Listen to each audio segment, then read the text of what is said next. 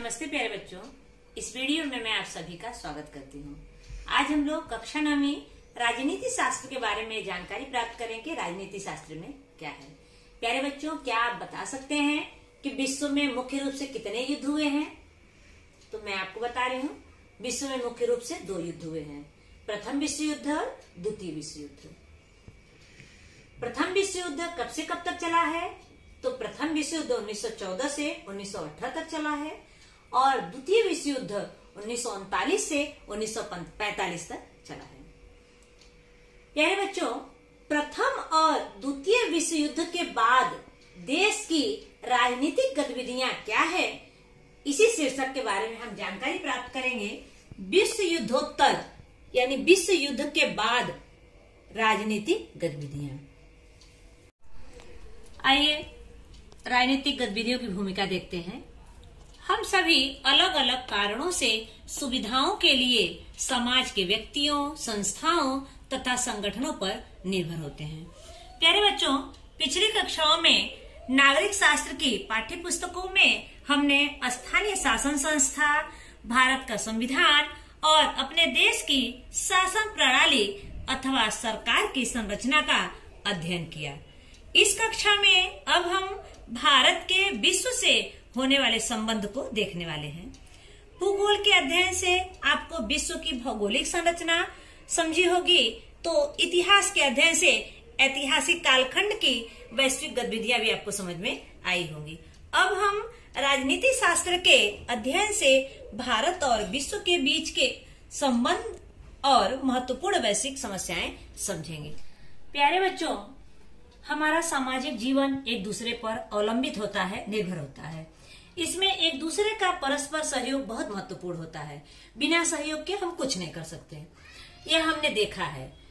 यह जैसा व्यक्ति और समाज के बारे में है, उसी प्रकार विविध राष्ट्रों के बारे में भी है। भारत की तरह विश्व में अनेक स्वतंत्र देश हैं, उनमें निरंतर कुछ न कुछ आदान प्रदान चलता रहता है, व्यवहार होते रहते हैं। ये सभी स्वतंत्र देश एक दूसरे से जुड़े होते हैं, उनका संबंध स्थापित होता है एक दूसरे से। इन सभी स्वतंत्र तथा प्रभुत्व संपन्न देशों की मिलकर एक व्यवस्था तैयार होती है।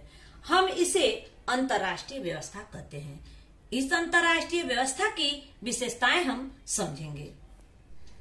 अगला पॉइंट है परस्परावलंबन। किस तरह से परस्पर एक देश दूसरे देश पर अवलंबित होते हैं। विश्व के सभी देश किसी न किसी कारणों से एक दूसरे पर अवलंबित होते हैं। प्यारे बच्चों, राष्ट्र कितना ही बड़ा, समृद्ध और विकसित क्यों न हो, वह कभी भी सभी बातों में स्वयं पूर्ण नहीं हो सकता। बड़े राष्ट्रों को भी उनके जैसे अन्य बड़े और छोटे राष्ट्रों पर निर्भर रहना पड़ता है। इसलिए परस्परावलंबन अंतर्राष्ट्रीय व्यवस्था का अर्थात आज की वैश्विक व्यवस्था का एक महत्वपूर्ण वैशिष्ट्य है। अगला है विदेश नीति द्वारा अंतर्राष्ट्रीय संबंध। किस तरह से विदेश नीति द्वारा अंतर्राष्ट्रीय संबंध स्थापित होता है। प्रत्येक राष्ट्र अपने अंतर्गत व्यवहार के लिए तथा अन्य राष्ट्रों से कैसे व्यवहार करें, इस विषय में नीति निर्धारित करता है। ऐसी नीति को हम क्या कहते हैं? विदेश नीति कहते हैं। भारत की विदेश नीति का हम अगले अध्याय में विस्तार से अध्ययन करेंगे। आइए बच्चों, इसकी पृष्ठभूमि देखते हैं। हम आज जिस विश्व में रह रहे हैं, उसने अनेक घटनाओं, गतिविधियों द्वारा आकार पाया है। इसीलिए हमें वर्तमान विश्व को समझने के लिए प्यारे बच्चों थोड़ा इतिहास में जाना पड़ेगा। पिछली शताब्दी में 2 विश्व युद्ध हुए, यह हमें मालूम ही है। ये 2 विश्व युद्ध पिछली शताब्दी की सबसे महत्वपूर्ण घटनाएं थी। उनके कारण विश्व बदल गया। विश्व में नए प्रवाह, नए विचार आए। इन विश्व युद्धों के कारण और क्या हुआ, इसके बारे में हम समझेंगे। अब देखिए, प्रथम विश्व युद्ध कब से कब तक हम लोग जान चुके हैं। वर्ष 1914 से 1918 के बीच ये प्रथम विश्व युद्ध हुआ। यूरोप महाद्वीप के महत्वपूर्ण देश इसमें शामिल थे। कौन कौन से देश शामिल थे? इसमें मित्र राष्ट्र और मध्यगत राष्ट्र या त्रिराष्ट्र भी उसको कहते हैं। मित्र राष्ट्र में कौन कौन से देश थे? ब्रिटेन या इंग्लैंड, फ्रांस, रूस, इटली और अमेरिका, ये मित्र राष्ट्र में थे। त्रिराष्ट्र या मध्यगत राष्ट्र में कौन कौन से देश थे? तो जर्मनी, ऑस्ट्रिया, हंगेरी, ऑटोमन साम्राज्य और बल्गेरिया, इन दोनों के बीच ये युद्ध हुआ था। प्यारे बच्चों, तत्कालीन अंतर्राष्ट्रीय अथवा वैश्विक व्यवस्था में यूरोप को बहुत महत्व प्राप्त था। प्रथम विश्व युद्ध में बहुत बड़ी मात्रा में जन और धन की हानि हुई। युद्ध में सहभागी राष्ट्रों को बड़ा आर्थिक घाटा सहन करना पड़ा।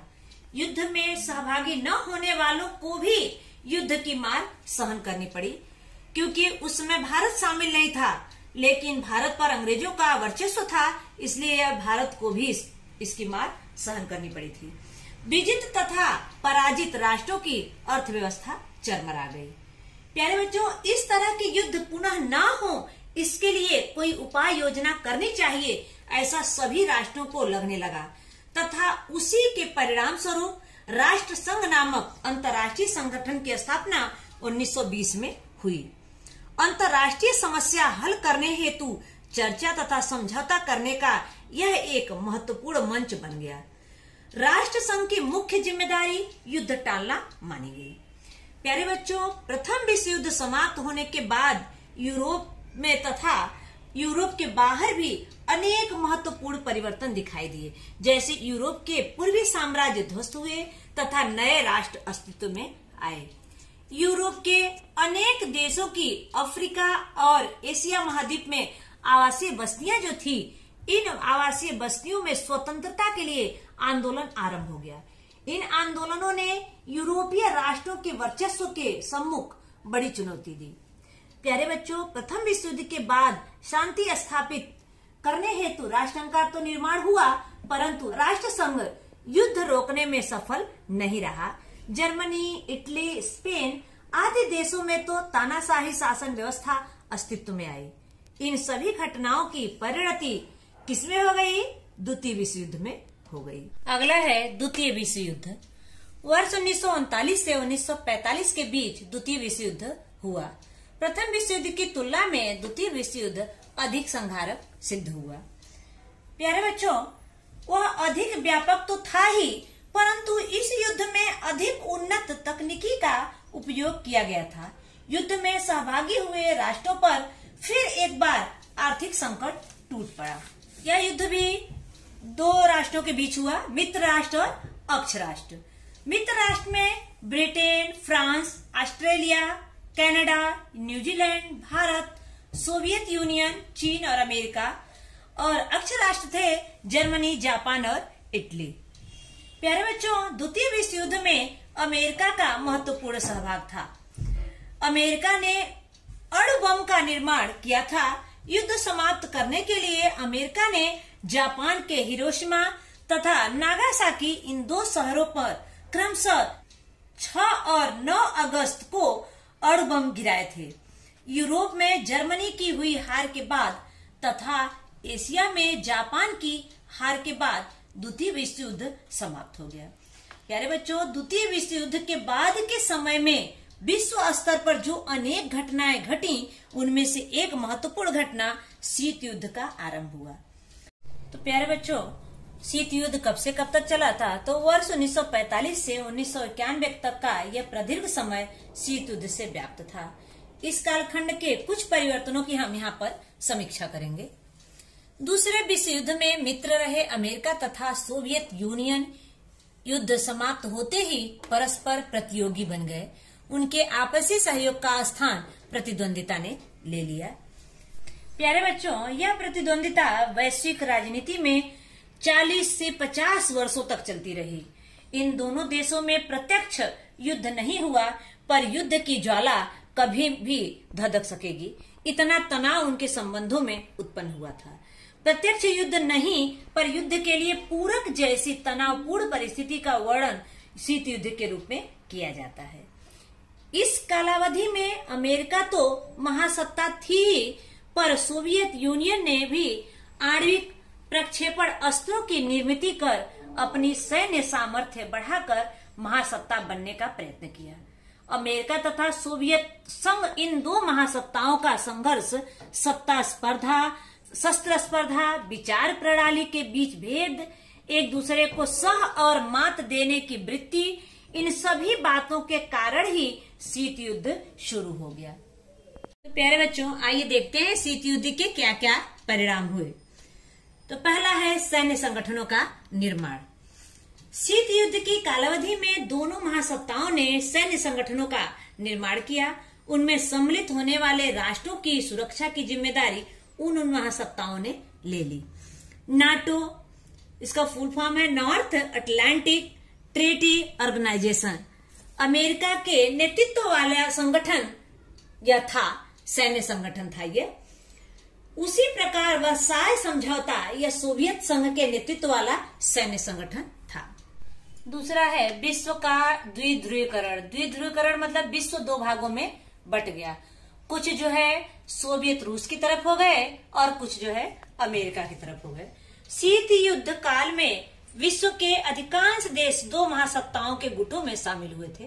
राष्ट्रों का इस तरह दो गुटों में विभाजन होना अर्थात द्विध्रुवीकरण होना है।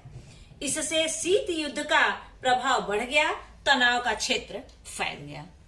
अगला है शस्त्रास्त्र स्पर्धा। शस्त्रों की किस तरह से स्पर्धा शुरू हो गई दोनों देशों में। एक दूसरे को सह और मात देने के लिए महासत्ता बहुत बड़ी मात्रा में शस्त्रों का निर्माण करने लगे। अगला परिणाम है शस्त्रास्त्र स्पर्धा अर्थात शस्त्रों की स्पर्धा शुरू हो गई। एक दूसरे को सह और मात देने के लिए महासत्ता बहुत बड़ी मात्रा में शस्त्रों का निर्माण शुरू हो गया। अधिक से अधिक विध्वंसक प्रक्षेपण अस्त्र बनाने के संदर्भ में आवश्यक तकनीकी ज्ञान अवगत करने हेतु प्रतियोगिता प्रारंभ हो गई दोनों देशों के बीच में।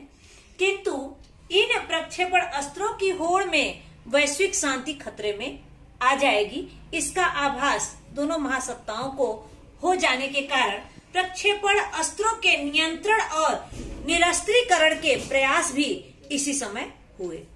चौथा है प्रादेशिक संगठनों का निर्माण। प्यारे बच्चों, महासत्ताओं की होड़ में विकासशील राष्ट्रों ने एक दूसरे की सहायता करने के लिए प्रादेशिक स्तर पर संगठनों का निर्माण किया। उन्हें आर्थिक विकास महत्वपूर्ण लगने लगा था। यूरोप के देशों ने यूरोपीय आर्थिक संघ का निर्माण किया, तो दक्षिण पूर्व एशियाई देशों ने, उसमें कौन कौन से देश थे? दक्षिण पूर्व एशियाई देश में Singapore, Thailand, Malaysia, Indonesia, Philippines आदि एशियन संगठन का निर्माण किया। अगला है गुट निरपेक्षतावाद। शीत युद्ध की शुरुआत हो जाने पर उस कालावधि में एक और विश्व का द्विध्रुवीकरण हो रहा था, पर उसी के साथ साथ कुछ देशों को महासत्ताओं की स्पर्धा में सम्मिलित नहीं होना था। ऐसे राष्ट्रों ने महासत्ताओं की स्पर्धा से दूर रहने की नीति स्वीकार की। इसे गुट निरपेक्षतावाद कहते हैं।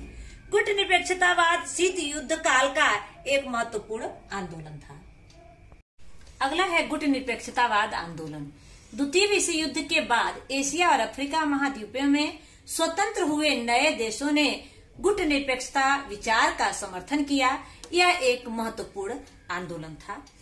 प्यारे बच्चों, वर्ष 1961 में भारत के प्रधानमंत्री पंडित जवाहरलाल नेहरू, यूगोस्लाविया के अध्यक्ष मार्शल टीटो, इजिप्ट के अध्यक्ष गमाल अब्दुल नासिर, इंडोनेशिया के राष्ट्राध्यक्ष डॉक्टर अहमद सुकार्नो और घाना के प्रधानमंत्री क्वामे नक्रुमा के नेतृत्व में इस आंदोलन की शुरुआत हुई। अगला है गुट निरपेक्षतावादी आंदोलन का मूल्यांकन किया गया। गुट निरपेक्षतावादी आंदोलन ने उपनिवेशवाद, साम्राज्यवाद और वंशवाद का विरोध किया है। इस आंदोलन ने अंतर्राष्ट्रीय समस्याओं को शांतिपूर्ण मार्ग से हल करने को प्रोत्साहन दिया है। प्यारे बच्चों, पंडित जवाहरलाल नेहरू के मार्गदर्शन में भारत ने इस आंदोलन का नेतृत्व किया।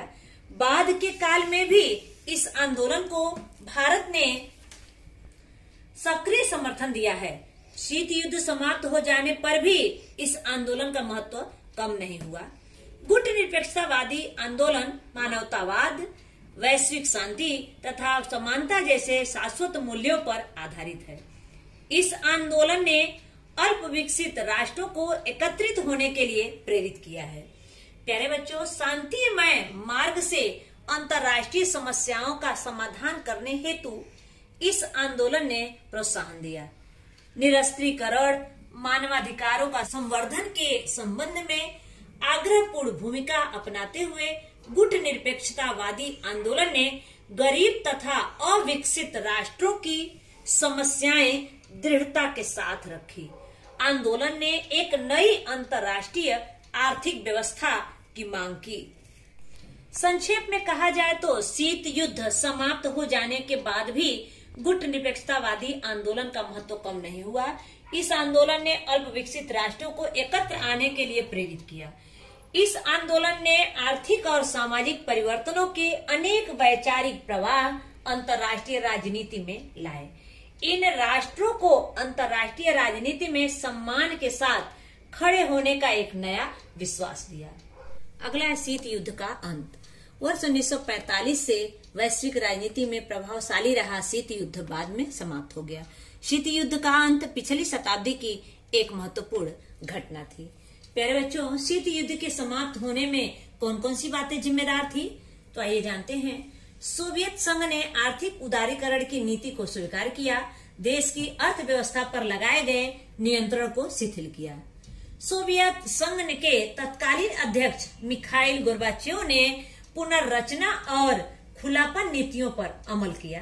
इन नीतियों के कारण माध्यमों पर से नियंत्रण कम हुआ। राजनीतिक तथा आर्थिक क्षेत्रों में महत्वपूर्ण परिवर्तन हुए, अर्थात इस क्षेत्र में पुनर्रचना की गई। इससे लोकतंत्रीकरण को बढ़ावा मिला।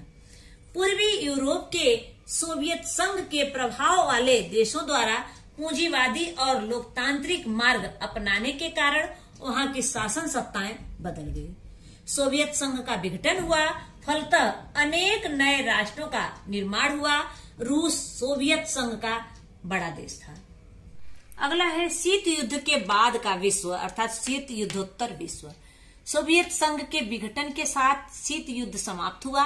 किसी समय महासत्ता रहे इस सोवियत संघ के विघटन से विश्व की राजनीति में महत्वपूर्ण परिवर्तन हुए। प्यारे बच्चों, वैश्विक राजनीति में अमेरिका ही एकमात्र महासत्ता के रूप में शेष रहा। राष्ट्रों में व्यापार तथा आर्थिक संबंध बढ़ाने के लिए अनुकूल वातावरण निर्माण हुआ। पूंजी, श्रम, बाजार, सूचना, इनका विश्व भर में प्रसार हुआ। लोगों में विचारों और कल्पनाओं का भी मुक्त संचार होने लगा। सभी राष्ट्रों ने व्यापारिक संबंधों को प्रधानता देने का निश्चय किया, जिससे अन्य राष्ट्रों की सहायता करने की कल्पना पिछड़ गई। इसके बदले आर्थिक संबंध प्रस्थापित करने के प्रयास होने लगे। प्यारे बच्चों, अर्थात पहले अपने किसी विरोधी राष्ट्र को शत्रु राष्ट्र कहा जाता था, इसलिए अब उसके बदले स्पर्धक राष्ट्र की अवधारणा सामने आई। संयुक्त राष्ट्र संघ की जिम्मेदारी में वृद्धि हुई। वैश्विक शांति तथा सुरक्षा बनाए रखने के लिए संयुक्त राष्ट्रों को अधिक ठोस प्रयास करने पड़ रहे थे। पर्यावरण की रक्षा, मानवाधिकारों का संरक्षण, स्त्री पुरुष समानता, प्राकृतिक आपदा का सामना, इन मुद्दों को वैश्विक स्वरूप प्राप्त हुआ। अगला है वैश्वीकरण से क्या तात्पर्य है। शीत युद्ध के बाद व्यापार तथा आर्थिक संबंधों में खुलापन आया। इससे पूर्व कहे अनुसार पूंजी, श्रम, बाजार और सूचनाओं का विश्व भर में संचार होने लगा। प्यारे बच्चों, विश्व भर के लोगों में विचारों एवं कल्पनाओं का आदान प्रदान बढ़ गया। लोग अपने विचार एक दूसरे देश को देने लगे। सूचनाओं और प्रौद्योगिकी में भी हुई क्रांति से विश्व की घटनाएं और गतिविधियां सुदूर मालूम होने लगी। देशों की सीमा रेखाओं का पहले जितना महत्व नहीं रहा। इन सभी प्रक्रियाओं को वैश्वीकरण कहा जाता है। प्यारे बच्चों, वैश्वीकरण के जैसे कुछ लाभ हुए हैं, वैसे ही कुछ हानियां भी हुई हैं।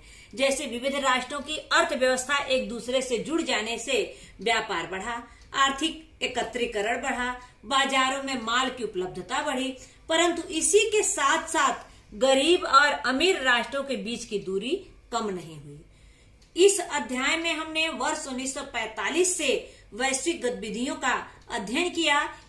शीत युद्धकालीन विश्व, उसकी शस्त्र स्पर्धा तथा निरस्त्रीकरण का प्रयास समझा। वैश्वीकरण के अर्थ का अध्ययन भी किया। अगले अध्याय में हम भारत की विदेश नीति का अध्ययन करेंगे। तो प्यारे बच्चों, आइए संक्षेप में देखते हैं कि हमने इस पाठ में क्या क्या जानकारी प्राप्त की।